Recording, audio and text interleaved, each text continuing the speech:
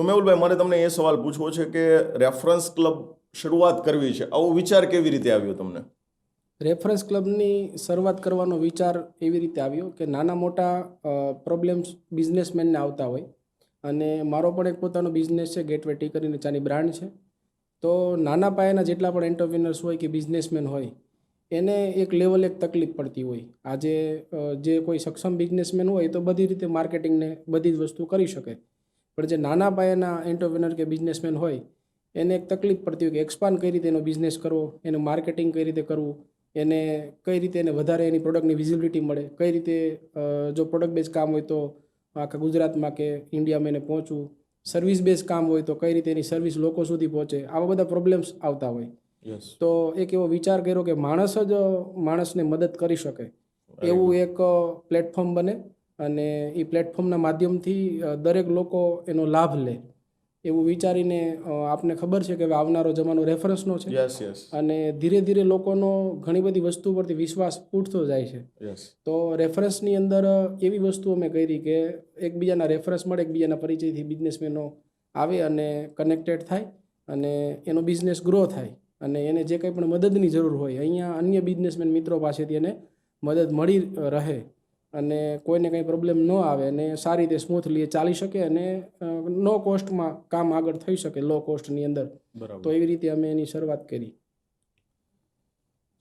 બહુ સરસ મજાની વાત કરી અમને કે દરેક નાનામાં નાનો બિઝનેસમેન છે આજે ક્યાંક ને ક્યાંક અટવાઈ રહ્યો છે. મોટા બિઝનેસમેનો તો પોતાના સ્મૂથલી બિઝનેસ ચલાવી રહ્યા છે, કેમ કે એમની પાસે ફંડિંગ પણ હોય છે અને બધી જ જગ્યા પર એમની ઓળખાણો થઈ ગઈ હોય છે બધી જ જગ્યા પર.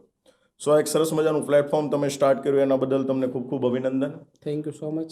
ઓકે, હવે મારે તમને એ વાત પૂછવી છે અમારા દર્શક મિત્રો વતી કે રેફરન્સ ક્લબ છે એ બિઝનેસમેનોના ગ્રોથ માટે કામ કરે છે, તો એમાં કેવા પ્રકારની એક્ટિવિટી કરવામાં આવે છે કે જેના કારણે બિઝનેસમેનોનો ગ્રોથ થાય છે? ઓકે, તમે ખૂબ સરસ મને સવાલ કર્યો છે. રેફરન્સ ક્લબની અંદર એવું હોય છે કે જનરલી એની એક પ્રોસેસ હોય છે, ને પ્રોસેસ થયા પછી એ રેફરન્સ ક્લબમાં વ્યક્તિ મેમ્બર બની શકે છે, અને મેમ્બર બન્યા પછી દર 15 દિવસે એક મિટિંગ થતી હોય હોટલની અંદર. તો ત્યાં બધા પોતે બિઝનેસ સેટારની અંદર લોકો આવતા હોય છે, અને જેના કારણે કે એવું એટમોસ્ફિયર મળી શકે, એને એવો માહોલ મળી શકે. જનરલી જીવનની અંદર આપણે ક્યારે પણ ગ્રોથ કરવો હોય તો એ માહોલની અંદર આપણે એવા એડ થઈએ ને તો એવા વાતાવરણમાં આપણો પણ ગ્રોથ થાય, અને બિઝનેસમેનને બિઝનેસની ફિલિંગ આવે. એટલે બિઝનેસ સેટાર એમાં કમ્પલસરી હોય છે. 15 દિવસે મિટિંગ થાય છે, અને આપણે એવા પ્રયત્ન કર્યા છે કે આપણે એક જ સંસ્થાની અંદર તમામ પ્રકારની ફેસિલિટી, સુવિધા અને લોકોની જે નીડ છે એ આપણે એને પૂરી કરી શકીએ એવા આપણે પ્રયત્ન આપણી એડવાઇઝરી બોર્ડ ટીમ અને ડિરેક્ટર મિત્રો અને આખી મતલબ ટીમ દ્વારા એવા આપણે પ્રયત્ન કર્યા છે. તો 15 દિવસે એકવાર મિટિંગ હોય છે. મિટિંગનો ટાઈમ મોર્નિંગમાં હોય છે 7:30 થી 9:30. એટલે 7:30 થી 8 દરમિયાન નેટવર્કિંગ ટાઈમ હોય છે, જેમાં એકબીજા બિઝનેસમેનને મિત્રો વિઝિટિંગ કાર્ડ આપે છે, આપલે છે, ઓળખાણ કરે છે. અને મોર્નિંગનો સમય હોય છે 10 વાગ્યા સુધી લોકોના બિઝનેસ જનરલી રનિંગ થતા હોય છે 10 વાગે. તો એની પહેલાં આપણી મિટિંગ ક્લોઝ થઈ જાય છે. અને દર 15 દિવસે બિઝનેસમેન મળે ને એટલે એને કાં તો બ્રાન્ડ રિફ્લેક્ટ થશે, કાં તો એનું બિઝનેસનું નામ રિફ્લેક્ટ થશે, કાં તો એનો મતલબ એની સર્વિસ કે જે કંઈ પણ છે એ રિમાઇન્ડર થશે. અને જ્યારે પણ એને જરૂર પડે ત્યારે એ ગ્રુપની અંદર મેસેજ નાખે, ભાઈ મારે આ પ્રકારની નીડ છે, તો અન્ય બીજા મિત્રો સર્વિસ કે પ્રોડક્ટ જે વેચતા હોય એની યારે કનેક્ટ થશે કે હું આ કામ કરું છું. એટલે એની આ ટ્રસ્ટનો ઇસ્યુ એક તો ખતમ થઈ જાય છે. સાથે સાથે પોતે પણ ડેવલપ થાય છે કે ભાઈ એની પોતાની બોલવાની સ્પીચ હોય, એની માર્કેટિંગની ફિલ્ડનું જે માર્કેટિંગ કરવું હોય તો એકબીજા બિઝનેસમેનોને સપોર્ટ કરે, જેમાં 2 મેમ્બર્સના બિઝનેસ પ્રેઝન્ટેશન હોય છે. પછી જેમ જેમ લોકો ડેવલપ થતા જાય અમે પોતે પણ લર્નિંગ સેશન લેતા હોય છે.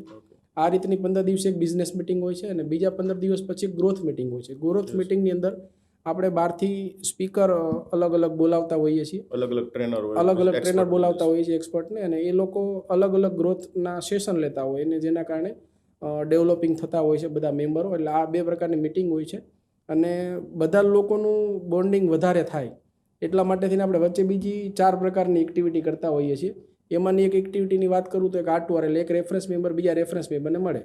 એને બિઝનેસ મિટિંગની અંદર એવું લાગે કે મારે આ વ્યક્તિ સાથે મળીને ડીલ કરવી છે, આગળ વધવું છે, કોલોબરેશન કરવું છે, કંઈ પણ કરવું છે એની સાથે, તો એને આટુઆરની માધ્યમથી એને મળે છે એક રેફરન્સ મેમ્બર બીજા મેમ્બરને, અને એની સાથે એક ગ્રુપની અંદર ફોટો પડાવીને વોટ્સએપ ગ્રુપમાં શેર કરે છે કે આજે હું આ વ્યક્તિને મળ્યો ને આવું મને જાણવા મળ્યું, અને જેના કારણે બીજા 60 લોકો સુધી પણ એનો મેસેજ પહોંચે છે. એના સિવાય એક અમે નવી એક્ટિવિટી અમે એવી લાવ્યા જેનું નામ છે face of the day. Face of the day ની અંદર કેવું હોય યોગેશભાઈ કે જનરલી આપણે ત્યાં બિઝનેસમેનોને ત્યાં જે લોકો ઓપનિંગ કે એવું કંઈ પણ થતું હોય તો ત્યારે જ લોકો આવતા હોય, પછી બિઝનેસ પ્લેસ ઉપર ક્રાઉડ નથી આવતું. તો અમે શું કરીએ છીએ ફેસ ઓફ ધ ડેની અંદર કે એક સરસ મજાની સ્ટેન્ડિંગ મૂકવામાં આવે છે જેમને ત્યાં ફેસ ઓફ ધ ડે હોય ત્યાં, અને રેફરન્સ ક્લબના 400 મેમ્બર્સને એક ઇન્વિટેશન મોકલવામાં આવે અને એ બધા જ લોકો ત્યાં 10 થી 6 દરમિયાન જે મેમ્બર્સનો ફેસ ઓફ ધ ડે હોય ને ત્યાં વિઝિટ કરે છે. એટલે જો એમની ટિકિટ સાઇઝ નાની હોય તો ટિકિટ સાઇઝ નાની હોય ને તો બને એવું કે એને લાઈવ જ એને શોપિંગ કરી લે છે, અને જો એવો બિઝનેસ હોય તો એને રેફરન્સ આપે છે. તો આવી રીતે આપણું કામ કરે છે ફેસ ઓફ ધ ડે. ત્યાર પછી બીજી એક આપણે એક્ટિવિટી એવી લાવ્યા છીએ કે એનું નામ છે ફૂડી ફ્રાઈડે. તો ફૂડી ફ્રાઈડેમાં દર ફ્રાઈડેના દિવસે સુરતની અંદર 3 મેમ્બર્સને ત્યાં આપણે ફૂડી ફ્રાઈડે ઓર્ગેનાઇઝ કરીએ છીએ, અને જેને નજીક પડતું હોય ને એ બધા જ ભેગા ટિફિન ખાય. તમે એક વાત સાંભળેલી હશે કે જેના અન્ન ભેગા એના મન ભેગા એમ. તો હા, તો ટિફિન ખાવા માટે બધા લોકો ભેગા થાય, અને ફૂડી ફ્રાઈડેની અંદર અત્યાર સુધીના રેકોર્ડની વાત કરું તો 5 લોકોથી લઈને 35 લોકો ટિફિન ખાવા ભેગા થયા હોય એવી ઘણી બધા ફૂડી ફ્રાઈડે આપણે સેલિબ્રેટ કર્યા છે. તો એનાથી શું થાય કે મેમ્બરનું પ્લેસ જોવાય, વધતા કોઈ પણ પ્રકારનો એક્સપેન્સ ના આવે, બધા પોતપોતાનું ટિફિન લઈને આવે અને ગ્રુપ ફોટો પાડે. એટલે ત્યાં ત્રણેય વસ્તુનો સંગમ થાય, બ્રાન્ડિંગ થાય, બોન્ડિંગ થાય અને બિઝનેસ શેરિંગ થાય, અને જેના કારણે ગ્રુપની અંદર આગળ કનેક્ટિવિટી વધે. એના સિવાય એક અમે બીજી એક વસ્તુ ચલાવી છે કે જેનું નામ છે ચાય પે ચર્ચા. કોઈ મેમ્બર્સ આપણી સાથે જોડાયેલો હોય અને એને બિઝનેસ કોઈ કારણસર નથી મળ્યો, ઇનએક્ટિવ હોય અથવા તો એની પાસે માર્કેટિંગની એવી સ્કિલ ના હોય, તો એવા મેમ્બર્સને ત્યાં આપણે ચાય પે ચર્ચા રાખતા હોઈએ છીએ. અને ચાય પે ચર્ચાની અંદર એની રિલેટેડ કેટેગરીના 10 જેટલા બિઝનેસમેન મિત્રો ત્યાં ભેગા થાય છે, અને એને જે કાંઈ રેફરન્સની નીડ હોય એની રિલેટેડ કેટેગરીના એને રેફરન્સ આપે છે. આવી રીતની આપણી 4 એક્ટિવિટી છે: R2R, face of the day, foodie Friday અને ચાય પે ચર્ચા.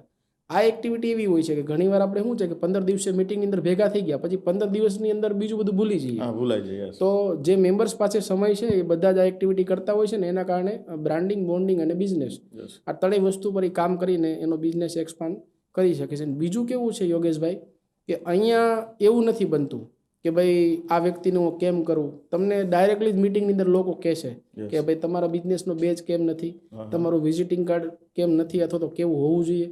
આવા અહીંયા તમને મિત્રો, સારા મિત્રો મળે છે ને તમને સજેશન આપે છે. પર્સનલ ગ્રોથ થાય છે. પર્સનલ ગ્રોથ થાય છે, જેના કારણે શું થાય કે બિઝનેસમેન અપડેટ થાય. આજે તમને હું વાત કરું તો માર્કેટની અંદર પેલું ટીવી વિડીયોકોન લાવ્યું હતું, પણ અત્યારે માર્કેટમાં નથી. બરોબર, નોકિયાનો પેલો મોબાઈલ આવ્યો હતો પણ માર્કેટમાં નથી. નો ડાઉટ એનું હશે 5-10% સેલિંગ, પણ નથી, બરાબર જ છે. તો જો તમે તમારો મોબાઈલ જો મહિનાનું સોફ્ટવેર મહિનામાં 2 વખત અપડેટ થતું હોય, તો આજના 21મી સદીના યુગમાં જો તમે અપડેટ નહીં થાવ તો માર્કેટની અંદર ક્યારે તમે ખોવાઈ જશો એ કાંઈ નક્કી નથી. તો બિઝનેસમેન તરીકે કંઈક ને કંઈક લેવલે આપણે કંઈક ને કંઈક શીખતું રહેવું જોઈએ ને અપડેટ થતું રહેવું જોઈએ. ઓકે. સો મતલબમાં રેફરન્સ ક્લબ એક એવું પ્લેટફોર્મ છે કે જ્યાં બિઝનેસનો તો ગ્રોથ થાય જ છે, પણ વ્યક્તિનો પોતાનો પણ ગ્રોથ થાય છે એમ. તો ઘણા બધા એવા વ્યક્તિઓ પણ આવ્યા હશે કે જેની જે રેફરન્સ ક્લબ જોઈન છે એની પર્સનાલિટી અલગ હશે, અને અત્યારે એની પર્સનાલિટી અલગ હશે. અને બહુ સરસ મજાની વાત કીધી કે એમના વિઝિટિંગ કાર્ડથી લઈને નાની બાબતોને પણ ચેક કરવામાં આવે છે કે તમારે બિઝનેસનો જો ગ્રોથ કરવો હોય તો આવી બધી વસ્તુ ઉપર તમારે કામ કરવું પડશે. અને ખરેખર જે 3 કન્સેપ્ટ સમજાવવા એ બહુ સરસ હતા કે ચાય પે ચર્ચા એમ, પછી ફેસ ઓફ ધ ડે છે, ફૂડી ફ્રાઈડે છે.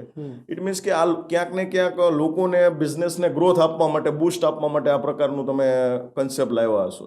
યસ. ઓકે.